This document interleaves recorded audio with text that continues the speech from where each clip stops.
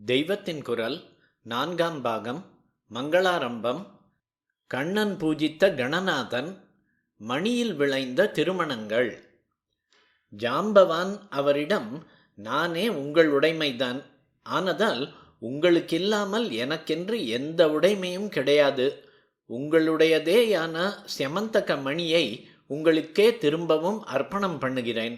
அதோடு கன்னியாமணியான இந்த ஜாம்பவதியையும் தாங்கள் அங்கீகாரம் செய்து கொள்ள வேணும் என்று விஞ்ஞாபித்து கொண்டார். பெண்மணி நாரிமணி என்பதாக ஸ்திரீகளை ரத்னத்தோடு வைத்து உயர்த்தி சொல்கிற வழக்கம் இருக்கிறதல்லவா? ஜாம்பவதியின் அபிலாஷையும் பூர்த்தியாயிற்று. பகவான் செமந்தகத்தோடு அவளையும் பிரீத்தியுடன் பத்னியாக ஏற்றார். துவாரகைக்கு புது பத்னியோடும் தம் மீதான பழி தீரும்படி செமந்தகத்தோடும் திரும்பி வந்தார் பகவான். முதல் காரியமாக அந்த மணியை சத்ராஜித்திடம் சேர்ப்பித்து விட்டார். பிரசேனன் சிங்கத்திடம் தன் உயிரோடு சேர்த்து பறிகொடுத்த மணியை அப்புறம் அந்த சிங்கத்திடமிருந்து இன்னொருவர் அடைய, அந்த ஒருவரை இவர் யுத்தத்தில் ஜெயித்தே மணியை பெற்றதால் சட்டப்படி அதை இவரே வைத்துக்கொள்ள நியாயம் இருந்தது. ஆனால் பொருள் பற்று பகவானுக்கு எள்ளளவும் இல்லாததால் தாம் குற்றவாளி அல்ல என்று சமஸ்த ஜனங்களுக்கும் இப்போது நிரூபித்து காட்டியதோடு திருப்தி அடைந்து விட்டார். உதார மனசோடு மணியை சத்ராஜித்துக்கே கொடுத்து விட்டார். அவன்தானே அதை ரொம்பவும் பெரிசாக எண்ணி தபசிருந்து அடைந்தவன்.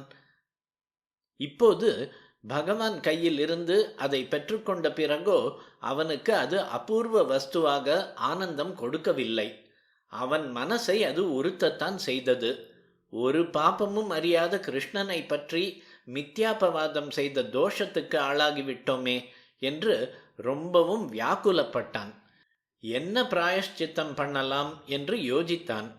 ஜாம்பவான் செய்ததையே தானும் செய்வதுதான் பிராயஷ்சித்தம் என்று முடிவு செய்து தன்னுடைய குமாரியான சத்யபாமாவை பகவானுக்கு கன்னியாதானம் பண்ணி கொடுத்தான்.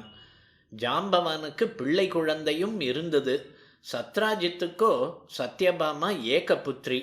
அவள் பூதேவியின் அவதாரம். ருக்மிணிதான் ஸ்ரீதேவி. செமந்தகத்தினால் முதலில் பகவானுக்கு பழி கிடைத்தது. அப்புறம் ஒட்டிக்கு இரட்டியாக பத்னிகள் கிடைத்தார்கள்.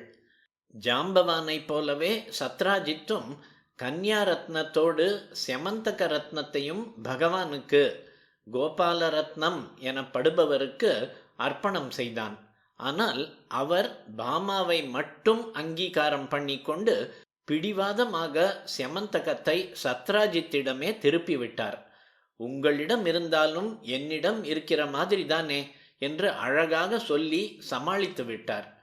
அவனுக்கு இருந்தது ஒரே பெண்ணானதால் அவன் சொத்து பூராவும் அப்புறம் இந்த தம்பதிக்குத்தானே வர வேண்டும் என்பதால் அவனும் அதற்கு மேல் பிரஸ் பண்ணாமல் செமந்தகத்தை தானே வைத்து கொண்டான். கதை முடியவில்லை.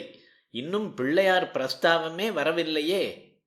சத்ராஜித் நினைத்தது தன் ஆயுஷ் முழுக்க மணி தன்னிடம் இருந்துவிட்டு அப்புறம் பெண் மாப்பிள்ளையை அடையும் என்று.